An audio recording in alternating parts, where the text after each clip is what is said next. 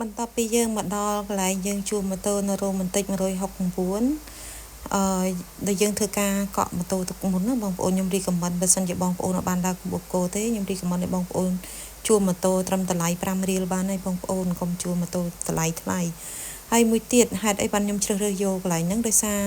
ទីតាំងហ្នឹងគាត់នៅជិតកន្លែងខ្ញុំ booking ឡានត្រូវត្រឡប់ទៅភ្នំពេញវិញបងប្អូនតែ100ម៉ែត្រពីគ្នាឯងអញ្ចឹងនៅពេលដែលយើងជិះម៉ូតូយកមកឲ្យគាត់វិញយើងងាយស្រួលដាក់ក្នុងការដើរទៅកន្លែងឡានយើងបងប្អូនហើយកន្លែងគាត់មួយទៀតស្រួលដែរយើងស្រួលនិយាយមួយគាត់ខ្ញុំជួលម៉ូតូគាត់គឺរយៈពេល1ថ្ងៃកន្លះបងប្អូនហើយបន្ទាប់មកយើងចេញមករោកន្លែងញ៉ាំបាយថ្ងៃកន្លែងញ៉ាំបាយថ្ងៃគឺនៅក្នុងក្រុងកំពតដែរជិះចេញពីកន្លែងយើងជួលម៉ូតូហ្នឹងតែមិនតិចទេបងប្អូននៅកន្លែងផ្ទះកញ្ចុះដើមថ្នោតបងប្អូននេះហើយបន្ទាប់ពីយើងចាំបាយចាំអីម្ហូបកំងយើងក៏យើងធ្វើការញ៉ាំទឹកដូងតែបើសិនជានេះបងប្អូនអាចកំងមុនបើសិនចង់មកកន្លែងគាត់ព្រោះថ្ងៃខ្លះប៉ះភ្ញៀវច្រើនអញ្ចឹងវារៀងយូរដែរសេវាកម្មណាហើយនេះយើងមានទាំងទឹកដូងមានទាំងទឹកកកឈូសហើយមានទាំងទឹកអំពៅយើងសាកប្រមាណរសជាតិនឹងថាវាឆ្ងាញ់ខុសគ្នាប៉ុណ្ណាហើយចំពោះម្ហូបវិញបងចំពោះម្ហូបរសជាតិម្ហូបសម្រាប់មាត់ខ្ញុំគឺស្លតុងយ៉ាំគាត់គឺឆ្ងាញ់ហ្មងបងប្អូនរសជាតិជូរជ្រះហារបៀបថាយើងពុះមកពីហត់អញ្ចឹងវិញដាក់មកជូរឆ្ងាញ់ណាហើយបុកកពឹសគាត់ក៏ឆ្ងាញ់ដែរហើយស្រស់ទៀតតែចំពោះប្រហុកវិញសម្រាប់ខ្ញុំវាផ្អែមបន្តិចបងប្អូនតែសម្រាប់រសជាតិជារួមទទួលយកបាន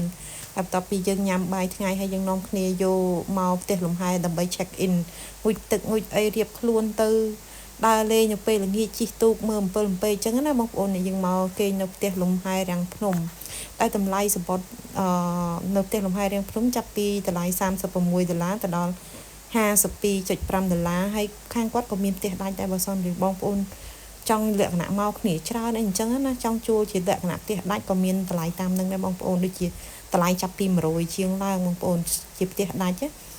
ហើយនេះទេសភាពនៅក្នុងផ្ទះហ្នឹងក៏ខ្ញុំបានថតអស់ដែរនៅក្នុងទេសភាពគឺស្អាត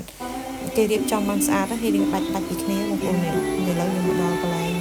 នេះហើយងុយទឹករៀបខ្លួនដើម្បីទៅដើរលេងនៅពេលល្ងាចទៅថតរូបហើយបន្ទាប់មកយើងធ្វើការទិញសំបុត្រទូកដើម្បីជិះមើលអំពិលអំពែកនៅពេលយប់ហើយសំបុត្រទូកនេះបងប្អូននៅចិត្តអាស្ពានថ្មីក្រុងកំពតអាស្ពានថ្មថ្មីហ្នឹងនឹងគល់ស្ពានហ្នឹងហ្មងស្រួលរយបងប្អូនហើយទូកមានច្រើនក្រុមហ៊ុនណាតែប្រហែលជាគេដៃគូដៃកងគ្នានឹងឯងហើយយើងអាចទិញសំបុត្របានយើងអាចជិះរយៈពេលប្រហែលជា1ម៉ោងបងប្អូនជិះទៅដល់គោលដៅទាំងទៅទាំងមកគឺរយៈពេល1ម៉ោងហើយយើងអាចកំងអីញ៉ាំនៅលើទូកបានហើយមួយទៀតបងប្អូនដែលមានកូនទូចសូមប្រុងប្រយ័ត្នតិចព្រោះនៅលើទូកហ្នឹងអត់មានប្រកាន់ដៃវែងទេអញ្ចឹងអ្នកមានកូនទូចកុំប្រហែលសោះហើយនេះយើងធ្វើការកំងញ៉ាំបាយឆាហើយនឹងពោតឆាញ៉ាំបន្តិចបន្តួចស្រួយស្ដើងអញ្ចឹងទៅដើម្បីទ្របពោះដោយសារយើងមាន plan មួយទៀតគឺយើងទៅអាំងគ្រឿងសមុទ្រញ៉ាំនៅកន្លែងផ្ទះខ្មែររបស់យើងមានប៉ុណ្ណឹងបងប្អូនអើយខ្ញុំថាតែនិយាយពីតិចស្រួលណាស់បងប្អូនអើយខ្យល់មកហើយមានទាំងជនជាតិដែលគាត់ជិះទូកលេងមួយយើងអញ្ចឹងទៅនេះមានគ្រួសារ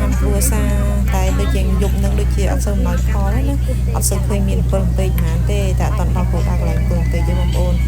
ហើយបន្ទាប់មកពួកយើងក៏ត្រឡប់មកវិញដើម្បីតម្រេតខ្លួនបន្តិច10ទៅ20នាទីដើម្បីឲ្យខាងresort គេរៀបចំតុសម្រាប់យើងញ៉ាំតែគឺគេរៀបចំហើយក៏តែយើងប្រាប់គេថាយើងត្រឡប់មកវិញបានចាប់ឲ្យគេលក្ខណៈបកាត់ភ្លើងកាត់អីឲ្យយើងអញ្ចឹងណាបងប្អូននេះបន្ទាប់ពីយើងមកដល់ហើយក៏យើងធ្វើការអាំងគ្រឿងសមុទ្រអាំងអីបងប្អូននាំគ្នាជាអីអញ្ចឹងទៅតែខ្ញុំវិញអត់ទេខ្ញុំមិនចេះទេ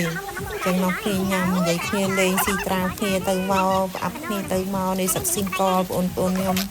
សឹកស៊ីងកលទេមានទាំងអ្នកគ្រូពេទ្យមានទាំងផ្នែកច្បាប់មានទាំងកញ្ញាវិស្វករគិសនីអូយមានច្រើនណាស់នេះបងប្អូននៅសាក់ស៊ីងកលនេះរូបដៃមិនតាន់ឃើញទេនេះហើយនេះគ្រឿងសមុទ្រដែលយើងដាក់អាំងប៉ុណ្ណឹងបងប្អូនអរគុណច្រើនខ្ញុំគ្រូសាតូចទៅជាងតិចទេព្រោះគិតទៅ10នាក់ដែរឡូញ៉ាំកន្លែង